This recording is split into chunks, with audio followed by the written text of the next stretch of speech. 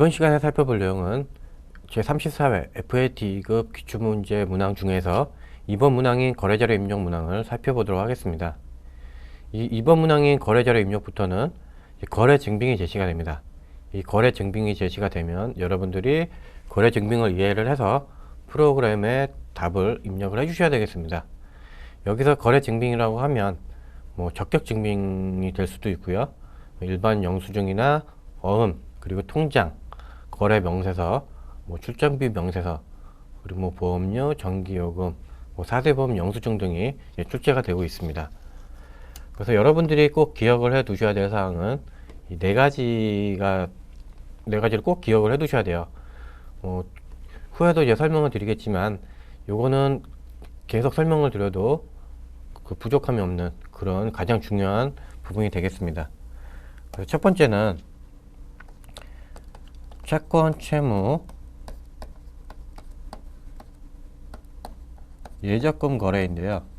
이 세 가지 거래에 대해서는 이 거래처 코드를 꼭 입력을 해 주셔야 됩니다. 그리고 두 번째는 자금 관리 부분인데요. 바드러움이나 지급어음, 단기 차입금, 이 계정 과목에 대해서는 기본적인 회계 처리를 해 주셔야 되고, 또 자금 관리까지 또 해 주셔야 됩니다. 꼭 두 가지 잊지 마시고요. 세 번째는 제시된 단서가 있습니다. 이 제시된 단서를 가지고 답안을 입력을 해 주셔야 됩니다. 분명히 자료 설명에는 복리후생비 계정 과목으로 처리하라고 했는데 차입금 계정 과목으로 처리한다든지 접대비 계정 과목으로 처리한다든지 이렇게 이제 수험생들이 문제를 안 읽고 답을 입력하는 경우가 많습니다. 그리고 네 번째는 경비 사용 부분인데요. 계정 과목을 검색을 하시다 보면 500번대, 600번대, 700번대, 800번대 이렇게 이제 이 각각의 항목별로 동일한 계정 과목이 검색이 될 수가 있습니다. 예를 들어서 복리후생비를 검색을 하다 보면 511번, 611번, 711번, 811번 동일한 복리후생비 계정 과목이 검색이 되는데요.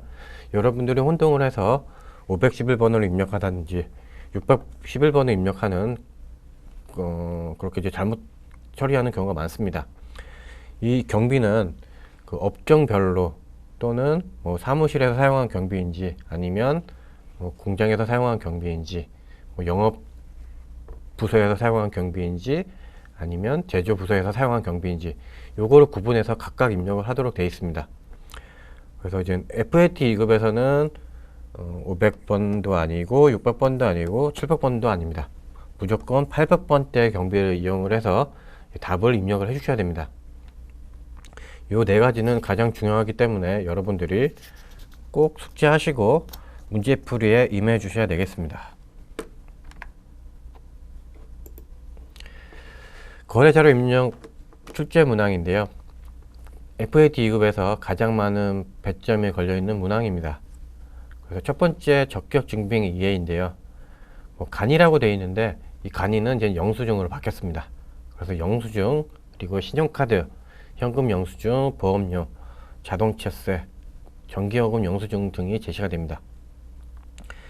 이렇게 이제 FAT 2급 그리고 아까 AT 자격시험에서는 이런 실제 증빙이 출제가 되고 있기 때문에 이 실제 증빙을 여러분들이 학습하시다 보면 증빙이 어떻게 생겼고 그에 따라서 어떻게 이제 처리를 해야 되는지를 확인하실 수가 있고요. 그리고 실무에 가서도 여러분들이 실제 증빙을 접하더라도 큰 문제가 없이 어려움 없이 회계 처리를 손쉽게 하실 수가 있습니다. 그래서 이 AT 자격시험의 가장 큰 장점은 실무에서 사용하고 있는 증빙을 가지고 이제 평가하는 시험이기 때문에 실무에서도 어려움이 없다라고 이제 생각을 하시면 되겠습니다. 그리고 두 번째 어음 관리인데요. 약속어음 수취 거래, 그리고 약속어음 발행 거래입니다. 어음을 받으면 받으러음, 어음을 발행을 하면 지급어음 이렇게 됩니다. 그 세 번째, 통장 거래 정리. 뭐 통장 사본에 의한 거래 입력, 그리고 통장 잔액 확인하는 그런 문제가 제시가 되어 있는데요. 뭐 통장의 입출금 거래, 뭐 그런 부분이 출제가 되고 있다고 보시면 되겠습니다. 그리고 네 번째는 상품의 매입 매출 거래인데요. 재고 자산의 매입과 매출 거래 입력입니다. 뭐 FAT 2급은 도소매 업종을 기준으로 출제가 되고 있기 때문에 상품 계정만 이제 확인하시면 되겠습니다. 그리고 다섯 번째, 유형 자산의 구입 및 매각. 그리고 여섯 번째는 기타 일반 거래, 단기 매매 증권 구입 및 매각, 대손해 발생과 설정, 출장비 정산, 급여 지급, 운반비 지급, 계약금 지급과 입금, 가지급금, 가수금, 예수금, 사회보험 지급, 인출금 거래, 이렇게 이제 출제가 되고 있습니다. 문제를 하나하나씩 보면서 프로그램의 답을 입력을 해보도록 하겠습니다. 첫 번째, 증빙에 의한 전표 입력인데요. 이렇게 신용카드 매출 전표가 제시가 되어 있습니다. 그럼 여러분들은 신용카드 매출 전표를 보시고 거래 일자와 그리고 거래 금액, 거래 상대방을 체크를 하시면 되겠습니다. 자료 설명을 보도록 하겠습니다. 영업부 직원의 회식 후 결제하고 수령한 신용카드 매출 전표이다. 거래 자료를 입력하시오. 영업부 직원입니다. 만약에 제조부 직원이 썼으면 500번대 경비를 쓰면 되는데요. 영업부 직원이기 때문에 800번대 경비를 써야 됩니다. 그래서 회식을 했습니다. 직원 회식을 했기 때문에 복리후생비 개정 과목으로 처리를 하시면 되겠죠. 복리후생비. 그리고 이제 신용카드 매출 전표, 그러니까 대금은 이제 원래 뭐 현금을 주든지 보통의 뭐 이체를 해야 되는데 신용카드 매출 전표를 수취했습니다. 그러니까 다시 말씀드리면 신용카드로 대금을 결제했다는 부분입니다. 신용카드로 대금을 결제를 하면 이 가맹점, 우리 회사에서는 이제 이동숯불갈비라는 쪽에서 회식을 했기 때문에 이동숯불관리에 대금을 줘야 되지만 이 대금을 이 신용카드로 결제하는 부분입니다. 그러면 이동숯불갈비에 줘야 되는 부채는 이제 여기는 이제 대금 지급 의무는 없어지는 겁니다. 그리고 이제 신한카드에 줘야 되는 이제 그 의무만 이제 발생하는 거기 때문에 이 신한카드에 대해서만 처리를 하시면 됩니다. 근데 이 신용카드 매출 전표를 발행하면, 그러니까 신용카드 결제를 하면 그 대금은 바로 지급을 하는 게 아니라 신용카드 대금 결제일에 대금을 지급을 하게끔 되어 있습니다. 그렇기 때문에 미지급금으로 처리를 하셔야 돼요. 미지급금 21만 5천원, 거래 금액 합계로 보시면 됩니다. 합계. 그리고 복리후생비도 21만 5천원으로 이렇게 처리를 하시면 되고요. 이 미지급금은 채무 계정이기 때문에 거래처 코드를 꼭 입력을 해 주셔야 됩니다. 날짜를 보면 거래일시가 6월 3일입니다. 여러분도 이렇게 처리를 하실 수 있어야 됩니다. 이 증빙만 보더라도 6월 3일 날 거래를 했어요. 6월 3일 날 신용카드 매출 전표를 수출했는데 거래 금액이 21만 5천원입니다. 그럼 21만 5천원은 어디서 발생했냐? 이동숯불관리에서 발생을 했는데 이동숯불갈비에는 대금을 신용카드로 결제했기 때문에 이제 더 이상 대금을 줘야 될 의무가 없고 신한카드에 대해서 카드 결제 대금을 이체하는 그런 거래가 되겠습니다. 따라서 이 거래처 코드는 신한카드가 걸려 있어야 됩니다. 프로그램의 답을 입력을 해보도록 하겠습니다. 전표 입력 장부에 보시면 일반 전표 입력 메뉴가 있고요. 이 메뉴를 실행을 하시면 돼요. 그래서 날짜는 6월 3일, 구분은 차변에 복리후생비, F2 코드돔을 눌러서 계정 과목명 두 글자로 입력을 하시면 됩니다. 800번대 복리후생비로 입력을 하시면 되고요. 금액은 21만 5천원, 대변에 미지급금 21만 5천원입니다. 여기서 잊지 말아야 될 것은 미지급금은 채무 계정이기 때문에 그 거래처 코드를 반드시 입력을 해 주셔야 되겠습니다. 다음 두 번째 문제는 증빙에 의한 전표 입력 문제인데요. 이렇게 자료 1번에는 자동차 보험 증권이 제시가 되어 있고요. 그리고 자료 2번에는 보통예금, 신한은행 거래 내역, 이렇게 통장 거래가 제시가 되어 있습니다. 그럼 여러분들이 자료 1번과 2번을 참고를 해서 이 거래에 대한 내용을 유출을 하셔야 됩니다. 그래서 계약일은 6월 30일입니다. 보험 계약일이 6월 30일. 6월 30일에 이렇게 이제 자동차 보험 계약을 한 겁니다. 그래서 계약 기간은 2019년 6월 30일부터 2020년 6월 30일까지 이렇게 이제 제시가 되어 있고요. 보험 계약자는 우리 회사 상록문구. 그리고 총 보험료는 90만 원입니다. 90만 원짜리 이제 보험 계약을 한 거고요. 그래서 자료 2번을 보시면 보통예금 거래 내역에 대해서 거래일자 6월 30일, 자동차 보험료가 이렇게 찾으신 금액에 90만 원이 나와 있습니다. 여기서 이제 통장을 보시면 찾으신 금액은 통장에서 돈이 빠져나갔다는 겁니다. 이체가 됐다는 부분입니다. 그렇기 때문에 요거는 그 통장이 나간 거기 때문에 보통예금이 감소가 되는 거래라고 보시면 되고요. 만약에 맡기신 금액이 있다면 요거는 통장에 돈이 들어온 거래가 됩니다. 그래서 자료 설명을 보시면 영업부 업무용 승용차의 자동차 보험 증권이다. 보험료는 계약일에 신한은행 보통예금 계좌에서 이체하여 지급하였다. 거래 자료 입력하시오. 자산으로 회계 처리할 것. 이렇게 단서가 주어지면 이 단서대로 여러분들이 처리를 하셔야 됩니다. 우선 분계는 여러분들이 가장 쉬운 부분부터 하시면 돼요. 뭐 이 통장 거래 내용만 보더라도 찾으신 금액에 90만 원이 있기 때문에 보통예금을 감소했어요. 대변에 보통예금 90만 원 이렇게 되는 거고요. 그리고 차변에는 이제 그 상대 계정 과목만 여러분들이 찾으시면 돼요. 보험 증권이니까 원래 보험료로 비용 처리를 해야 되는데 자산으로 처리하라고 되어 있습니다. 자산으로 처리를 하면 자산으로 처리를 하기 위해서는 이 보험료에 대한 그 어떤 항목으로 처리해야 되는지 여러분들이 체크를 해 주셔야 돼요. 보통 선거 비용으로 처리를 하는데요. 이 선거 비용 계정은 여러분들이 이제 비용이 발생하기 전에 이제 발생할 것을 대비를 해서 미리 지급을 한 금액이 됩니다. 그러니까 뭐 발생주에 따라서 이제 회계 처리를 합니다. 뭐 수익은 실현이 되었을 때, 그리고 비용은 이제 발생이 되었을 때 인식을 하기 때문에 이렇게 이제 처리를 하신다고 보시면 되겠습니다. 차변에 선거 비용 90만 원, 대변에 보통예금 90만 원 이렇게 처리해 주셔야 되고, 이 보통예금은 거래처 코드를 꼭 입력을 해 주셔야 되겠습니다. 그래서 이 선거 비용으로 처리를 하시면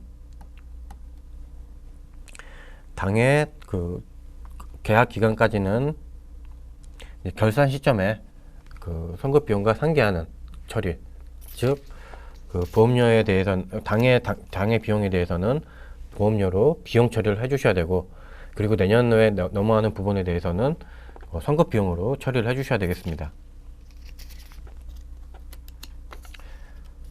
그러니까 이제 6월 30일부터 12월 30일까지는 보험료 얼마로 처리를 하시고, 그리고 다음 연도에 넘어가는 부분에 대해서는 이제 그 선거 비용을 처리를 하시는 겁니다. 그럼 이렇게 보시면 당해년도의 비용에 대해서 예를 들어서 50만 원이 당해년도 비용이라고 하면 단기에 선거 비용으로 처리한 금액 중에서 나머지 차액 부분이 40만 원만큼은 2020년 비용이 되는 겁니다. 그러니까 2020년에 선거 비용으로 처리를 해 주셔야 되는 부분이에요. 그러니까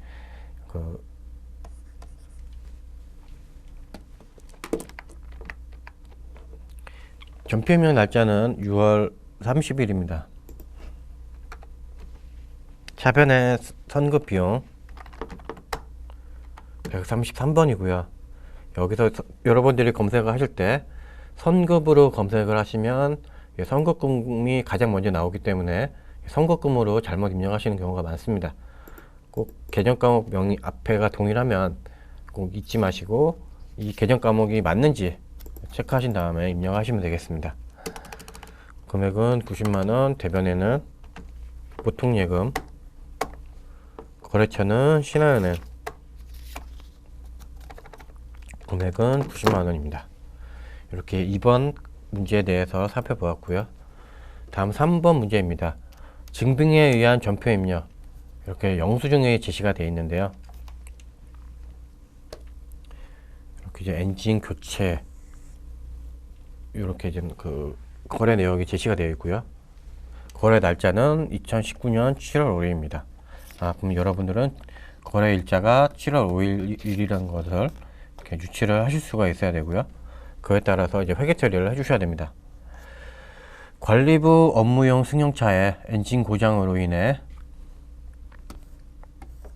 좋은카 정비에서 엔진을 교체하고 수리비는 다음 달에 지급하기로 하였다. 당사는 본 거래에 대해 차량의 자본적 지출로 회계 처리하다라고 되어 있습니다. 거래 자료를 입력하시오.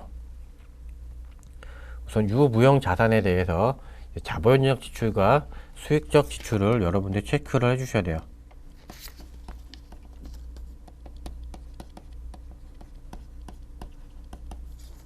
이 자본적 지출이라고 하면 이 고정 자산에 대해서, 유무형 자산에 대해서 내용 연수를 증가시킨다던가, 아니면 생산할 수 있는 기계 장치에 대해서는 생산할 수 있는 능력을 이렇게 향상시키는 그런 그 작업을 한다든가, 그리고 또 원가 절감을 위해서 노력한다든가 하는 부분이 이 자본적 지출입니다.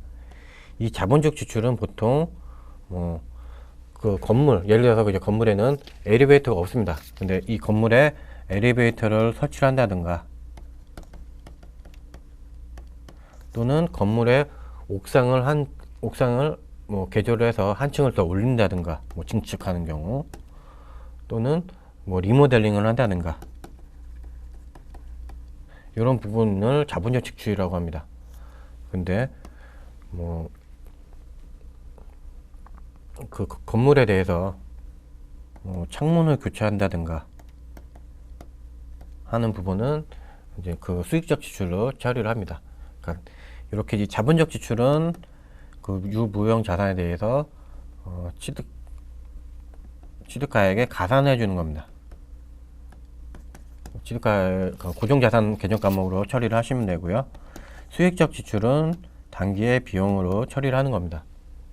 근데 자료 설명에서는 자본적 지출로 처리하라고 되어 있기 때문에 이 차량 운반구 계정 과목으로 처리를 하시면 됩니다.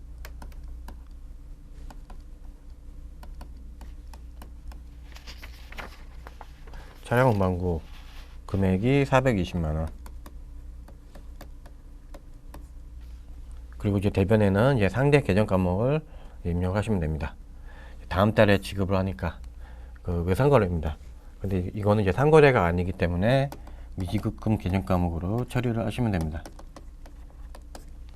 이렇게 420만 처리를 하시고, 미지급금 계정 과목은 채무 계정이기 때문에 거래처 코드 꼭 입력을 해주셔야 됩니다. 거래 날짜는 7월 5일. 차변의 차량 운반구 208번, 금액은 420만원, 대변은 미지급금 253번이고요. 거래처 코드는 좋은 카정비 420만원, 이렇게 이제 입력을 하시면 되겠습니다. 좀 헷갈리시지 않게 하려면 그 계정 과목이나 거래처 코드를 검색을 할 때 그 세 글자 이상 입력하는 게 가장 좋습니다. 세 글자 이상 입력을 하면 그 중복되는 자료가 있을 때 손쉽게 그 검색을 해서 입력하실 수가 있겠습니다. 다음 4번 문제는 통장 사본에 의한 거래 입력인데요. 보통예금 신한은행 거래 내용이 제시가 되어 있습니다. 그래서 거래일자는 7월 1일입니다. 그래서 찾으신 금액에 50만원. 그러니까 앞서 설명을 드렸듯이 찾았으면은 통장에서 돈이 빠져나간 경우입니다. 그래서 요거를 보더라도 대변의 보통예금 이렇게 이제 거래가 어떤 거래인지를 이제 인식할 수가 있습니다. 그래서 자료 설명을 보시면 만세물류의 단기 차입금에 대한 이자 비용을 신한은행 보통예금 계좌에서 2차에 지급하였다. 거래 자료를 입력하시오. 단기 차입금에 대한 이자 비용입니다.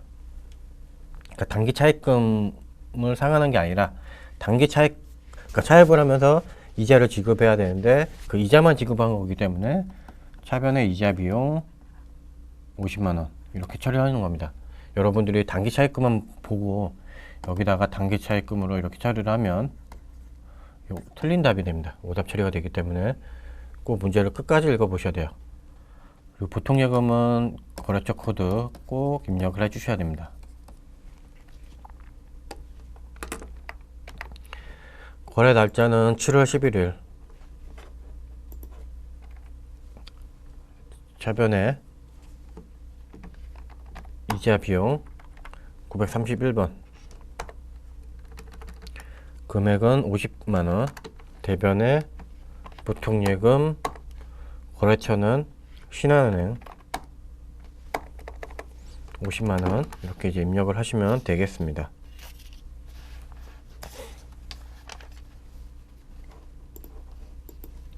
다음 5번 문제입니다. 재고 자산의 매입 거래인데요. 이렇게 이제 거래 명세서가 제시가 되어 있습니다. 우선 이 거래 명세서 또는 세금계산서, 신용카드 매출전표, 계산서 요거를 이제 확인하는 방법은 증빙의 이제 색상을 가지고 여러분들이 확인하실 수가 있습니다. 이렇게 이제 파란색으로 되어 있는 것들은 이 증빙을 우리가 받은 겁니다. 그러니까 거래 상대방한테 증빙을 받은 거고요. 이 증빙 색깔이 붉은색으로 되어 있는 거는 거래 상대방한테 증빙을 준 경우입니다. 뭐 그렇게 확인하셔야 되고요. 아니면 공급자나 공급받는 자가 누구인지에 따라서 이 증빙이 매입인지 매출인지를 확인하실 수가 있습니다. 우선 보시면 공급받는 자에 우리 회사가 이렇게 제시가 되어 있습니다. 우리 회사가 제시가 되면 요거는 매입이구나 라고 보시면 돼요. 그래서 우리 회사에서 우리 회사랑 이제 주식회사 강남문구랑 거래한 내역이 있는데요. 거래일자는 8월 19일입니다. 8월 19일에 만년필과 고급 수첩을 이렇게 이제 매입을 한 거래라고 보시면 돼요. 상품을 매입을 하고 발급받은 거래 명세서이다. 8월 8일에 지급한 계약금을 차감한 잔액은 8월 말에 지급하기로 하였다. 8월 8일 거래를 참고하여 8월 19일 거래자료를 입력하시오 라고 되어 있습니다. 그러면 8월 8일에 지급한 계약금을 여러분들이 체크를 하셔야 돼요. 이 거래를 확인하는 방법은 크게 두 가지인데요. 첫 번째는 지급한 계약금에 대한 계정 과목을 원장에서 확인하는 방법이 있습니다. 그리고 두 번째는 일반연표 입력이나 또는 매입 매출 전표에서 이 거래 날짜를 가지고 확인하실 수가 있습니다. 근데 보통 이제 지급한 계약금에 대해서는 증빙이 왔다 갔다 하는 게 아니기 때문에 입금표에는 이제 왔다 갔다 하는 게 아닙니다. 그래서 일반연표 입력 메뉴에서 확인하시면 됩니다. 날짜는 8월 8일입니다. 8월 8일 날 선급금으로 처리를 했어요. 30만 원을 처리를 한 겁니다. 즉 상품을 매입하기 전에 통장에서 30만 원을 강남문구에 미리 준 경우입니다. 이제 미리 준 개념 과목에 대해서, 그러니까 상품 매입 시 미리 지급한 계약금에 대해서는 선급금으로 처리를 합니다. 그래서 이 선급금을 이제 8월 19일 거래에서 상기 처리하셔야 됩니다. 선급금이 30만 원이니까 차변에 있던 선급금 30만 원을 대변에 이렇게 이제 처리를 해주셔야 되고요. 상품 매입 거래이기 때문에 차변에 상품 320만 원, 그리고 대변에 290만 원이 모자릅니다. 이 모자른 계정 과목에 대해서는 8월 말에 지급한 거래, 외상 거래이기 때문에 외상 매입금으로 처리를 하는 겁니다. 만약에 이게 상거래가 아니에요. 뭐 상품을 매입한 거래인데 외상 거래가 아니라고 외상 거래라고 하면 상거래가 아니면 미지급금 계정 과목으로 처리를 하는 겁니다. 미지급금. 그래서 선급금과 외상 매입금은 채권 그리고 채무 계정이기 때문에 거래처 코드를 반드시 입력을 해주셔야 되겠습니다. 날짜는 8월 19일. 차변의 상품 금액은 320만원, 대변의 선급금, 거래처는 주식회사 강남문구, 금액 30만원, 대변의 외상 매입금, 거래처는 강남문구, 금액은 290만원. 이렇게 이제 처리를 하시면 되겠습니다. 다음 6번은 통장 사본에 의한 거래 입력 문제인데요. 자료 1번에는 송금 영수증이 제시가 되어 있고요. 그리고 자료 2번에는 보통예금 거래 내역이 제시가 되어 있습니다. 그래서 거래 일자를 먼저 보도록 하겠습니다. 이렇게 송금일의 확인증에는 10월 2일, 그리고 통장 거래 내역에도 10월 2일입니다. 그래서 거래 일자는 10월 2일이 되는 겁니다. 일단 자료 2번에 보시면 이제 가장 손쉬운 것부터 하는 겁니다. 자료 2번에 보시면 백두문구에 300만원짜리가 이렇게 이제 찾으신 금액이 나와 있는데요. 통장에서 돈이 나갔기 때문에 대변에 보통예금이 되는 겁니다. 300만원. 예, 이렇게 해서 이제 나머지 계정 과목을 여러분들이 검색을 해서 찾으시면 되는데요. 백두문구의 외상 매입 대금을 신한은행 보통예금 계좌에서 이체하여 지급하고 송금 수수료는 현금으로 납부하였다. 외상 매입 대금, 상대방한테 줘야 될 빚, 요거 이제 지급했기 때문에 부채의 감소입니다. 차변에 외상 매입금 300 이렇게 되는 거고요. 이 송금 수수료는 현금으로 납부했습니다. 현금으로 납부했기 때문에 현금이 빠져나갔습니다. 현금을 지급했습니다. 그래서 대변의 현금. 그리고 이제 송금 수수료, 이 수수료 계정에 대해서 요거는 이제 상거래에서 발생한 비용이기 때문에 수수료 비용 1,000원. 요거는 이제 800번대 판매비와 관리비 항목으로 처리를 해주셔야 됩니다. 그러니까 증빙을 하나하나 보더라도 어떤 계정 과목을 처리를 해야 되는지 여러분들이 이제 조금 증빙을 이해하시면 손쉽게 접근하실 수가 있을 것 같습니다. 전표 날짜는 10월 2일입니다. 차변에 외상 매입금, 그리고 거래처는 백두문구입니다. 금액은 300만원, 또 차변의 수수료 비용 800번대로 입력을 하시면 돼요. 금액은 1,000원, 대변의 보통예금, 거래처는 신한은행,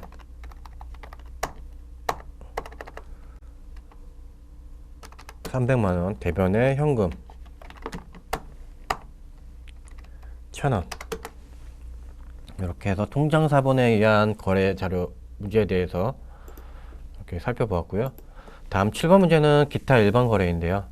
이렇게 여비정산서가 제시가 되면 이 여비정산서를 가지고 여러분들이 유출을 해 주셔야 돼요. 그래서 영업부 홍성주 대리가 10월 26일부터 27일까지 부산으로 출장을 갔습니다.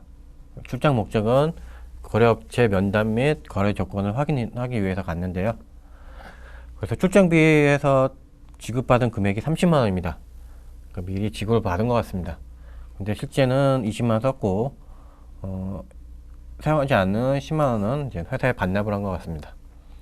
그래서 지출 내역을 보면 8만 원, 숙박비, 식비는 5만 원, 그리고 교통비는 7만 원 이렇게 되어 있고요. 정산일자가 10월 28일입니다. 거래일자가 10월 28일이구나. 자료 설명을 보시면 10월 28일 출장을 마친 직원의 여비정산 내역을 보고받고 차액은 현금으로 회수하였다. 10월 26일에 거래를 확인한 후 정산일자에 회계 처리를 하시오. 출장비 지급 내용은 하나의 계정 과목으로 회계 처리하고 가지급금은 거래처를 입력할 것.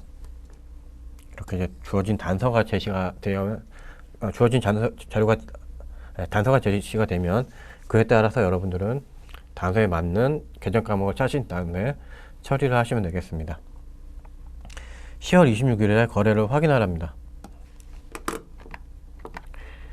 전표 입력에서 일반 전표 입력에 10월 26일 가지급금에 홍성주 직원한테 30만 원 이렇게 현금을 줬습니다. 그럼 이걸 가지고 이제 상계를 해주셔야 돼요. 차변했던 가지급금을 대변에 상계를 해주시면 됩니다. 가지급금 30만 원. 그리고 이제 그 계정 과목을 여러분들이 찾으시면 돼요. 뭐 굳이 전표 입력에서 확인하지 않더라도 출장비에 지급받은 금액 30만 원을 가지고 대변에다가 상계 처리하시면 돼요. 그리고 출장 여비, 숙박비, 식비, 교통비는 그 여비 교통비로 처리하는 겁니다. 출장 여비는 여비 교통비. 금액이 20만 원. 그리고 현금으로 잔액을 회수했기 때문에 현금 반환액, 현금이 들어왔습니다. 차변에 현금 10만 원. 이렇게 이제 처리를 하시면 되고요. 가지급금은 거래처로 입력할 것. 여기다가 거래처 코드 입력하시면 됩니다. 이 거래처 코드는 홍성주 대리를 입력을 하시면 돼요.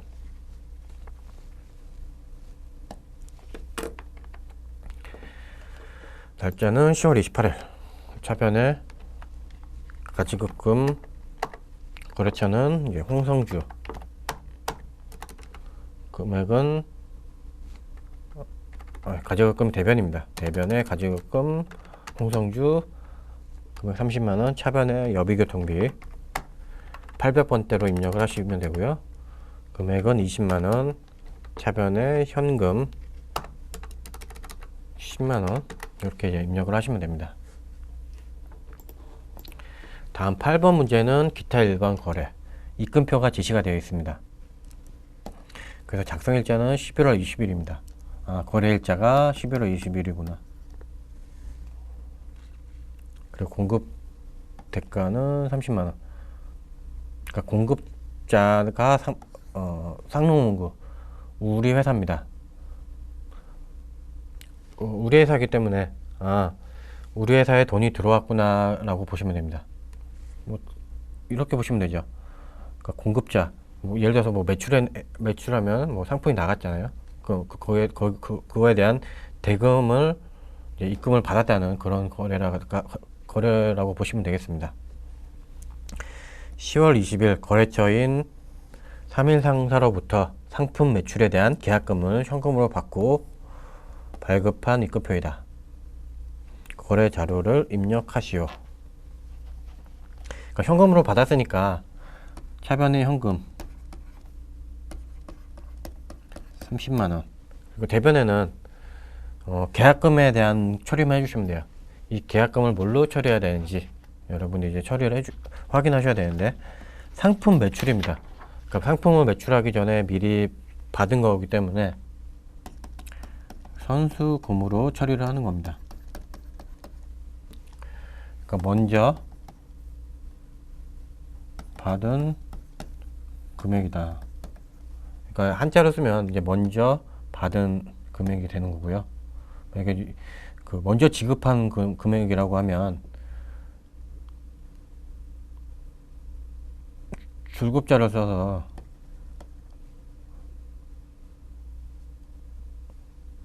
먼저 지급한 금액이라고 해서 그 선급금 이 계정 과목을 씁니다. 그래서 요거는 일종의 이제 자산, 그러니까 채권 계정 과목이라고 보시면 되고, 이 선수금도 마찬가지로 부채라고 보시면 됩니다. 그냥 일종의 이제 부채라고 보시면 됩니다. 이건 나중에 이제 그 상품을 매입하거나 매출할 때 서로 상계 처리가 됩니다. 날짜는 11월 20일. 차변의 현금. 금액은 30만원. 대변의 선수금. 거래처는 3일 상사.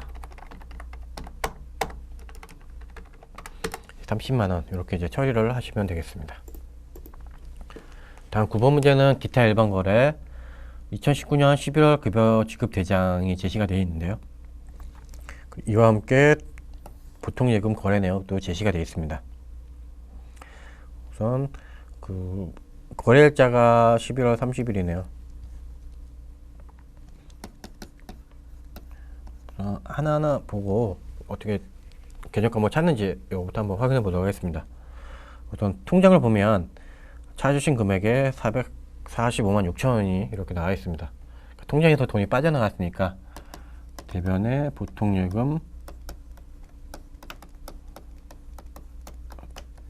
445만 6천원 이렇게 보시면 되고요. 11월분 급여를 신한은행 보통예금 계좌에서 2차에 지급하였다. 거래 자료 입력하시오. 하나의 거래로 입력할 것이라고 되어 있습니다. 그러니까 급여를 지급했으니까 비용이 나갔습니다. 차변의 급여 500만원.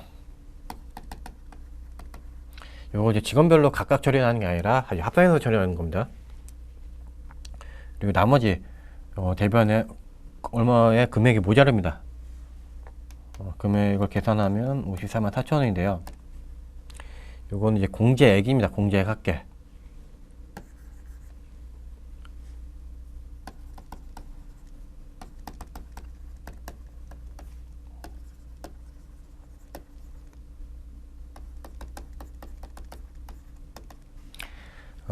이 54만 4천원이 부족한데요. 이 54만 4천원이 이제 공제액 합계인데요.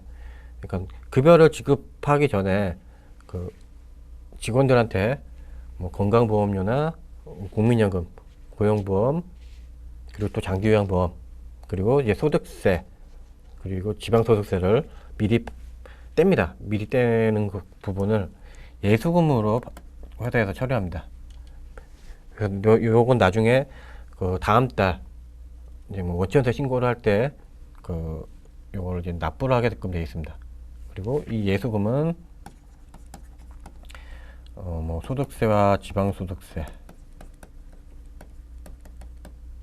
이렇게 그 일단 띄고, 그러니까 일단 요건 이제 근로자가 이제 납부를 근로자 급여에서 떼서 회사에서 이제 납부를 하는 거고요. 그리고 4대 보험은 이것도 마찬가지로 다음 달 10일까지 국민연금, 건강보험, 장기요양보험료는 회사랑 근로자가 반반 부담을 하고, 그리고 이제 산재보험 같은 경우에는 그 회사 그 고용주가 직접 다 부담합니다. 그래서 이제 그 이 예수금으로 처리한 부분은 앞서 지금 좀 전에 설명드렸듯이 이제 다음 달에 그렇게 이제 상계 처리한다고 보시면 됩니다. 납부를 한다고 보시면 되고요. 뭐 소득세랑 지방소득세는 요거는 이제 그 뭐 매월 신고 업체이냐 아니면 반기 신고 업체이냐에 따라서 이제 틀리다고 보시면 됩니다. 요거까지는 이제 모르셔도 됩니다. 날짜는 11월 30일이고요. 차변의 급여 500번대가 아니라 800번대를 입력하셔야 됩니다. 800번대. 금액은 500만원. 대변의 예수금 54만 4천원. 대변의 보통예금. 거래처는 신한은행. 4456 000 이렇게 이제 처리를 하시면 되겠습니다. 다음 2번 문항의 마지막 문제인 기타 일반 거래, 요걸 보도록 할 텐데요. 이렇게 이제 택배 영수증이 제시가 되어 있습니다. 그래서 집할자는 12월 3일입니다. 2019년 12월 3일이고 배달 예정일은 2019년 12월 4일인데요. 그래서 이제 집할자로 처리를 하셔야 돼요. 그러니까 배달 예정일은 이제 거래 상대방한테 만약에 매출 우리 회사에서 이제 택배를 보낸다고 하면 그 받는 사람, 그러니까 거래 상대방이 받을 수 있는 날짜입니다. 그러니까 택배가 도착한 날짜라고 보시면 되고요. 이 집할자는 택배를 보낸 날짜. 그러니까 우리 쪽 입장에서 이제 택배를 보내는 날짜가 되는 겁니다. 그래서 12월 3일 거래처 우리유통에 판매 상품을 발송하고 당사 부담 운반비를 현금으로 지급하였다. 거래자로 입력하시오.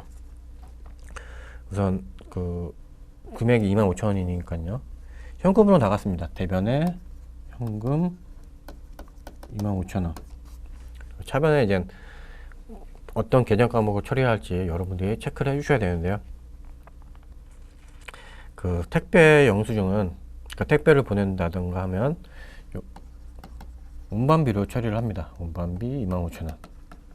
근데 여기서 매출이냐 매입이냐에 따라서 운반비로 처리를 할 수도 있고 아니면 다른 계정 과목으로 처리할 수가 있습니다.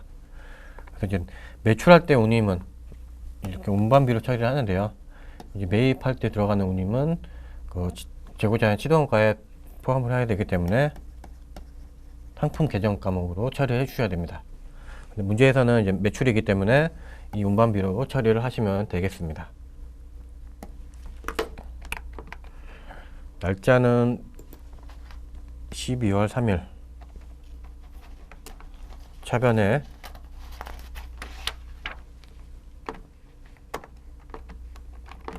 운반비 800번대 25,000원, 대변에 현금 25,000원 이렇게 이제 처리를 하셔도 되고요. 아니면 출금 거래로 해서 이렇게 처리를 하셔도 됩니다. 차변을 입력하시든 출금을 입력하시든 어차피 답은 똑같기 때문에 여러분들이 이제 편리한 방법으로 처리를 하시면 되겠습니다. 지금까지 이번 거래자료 입력 문제를 살펴보았습니다. 그래서 이 거래자료 입력에서 여러분들이 가장 중요하게 생각하는 부분을 이제 제가 요약을 했는데요. 그래서 거래자료 입력은 이제 가장 중요한 게 증빙을 보고 그에 따라서 그 회계 처리하는 그런 문제이기 때문에 거래 증빙의 날짜, 금액, 거래처 제시된 자료 설명을 참고해서 회계 처리를 하셔야 됩니다. 그래서 FIT 2급에서는 부가가치세를 고려하지 않기 때문에 일반준표 입력 메뉴에 입력합니다. 그래서 이제 시험 볼 때는 친절하게 일반준표 입력 메뉴만 나오고요. 매입 매출 전표 입력 메뉴는 프로그램에 없습니다. 이거 자세히 보여드리진 않았지만 한번 보여드리겠습니다. 전표 입력 장부에 보시면 일반 전표 입력 메뉴만 있고요. 매입 매출 전표 입력 메뉴는 없습니다. 그러니까 FIT 1급부터는 매입 매출 전표 입력도 같이 나옵니다. 그리고 회계 처리를 하기 위해서 여러분들이 체크해야 될 5가지입니다. 업종이 도소매업인 경우 경비는 800번대 판매비와 관리비로 입력하고, 업종이 제조업인 경우 경비는 500번대 제조경비로 입력한다. 그래서 FIT 1, 2급은 800번대 사용하시면 돼요. 무조건. 거래처 관리를 요구하는 채권, 채무, 예금, 적금 계정 과목은 거래처 코드를 반드시 입력한다. 이건 앞서 전표 입력할 때 어떤 계정 과목 넣는지 살펴보았습니다. 만약에 이 계정 과목이 채권인지 채무인지 아니면 예금, 적금 계정 과목인지 모른다 그러면 무조건 거래처 코드 넣으시면 됩니다. 못 좀 할 때는 거래처 코드를 거래처 코드가 안 들어가야 되는 거를 넣으면 감점이 안 됩니다. 반대로 거래처 코드 넣어야 되는데 안 들어가면 감점 처리가 됩니다.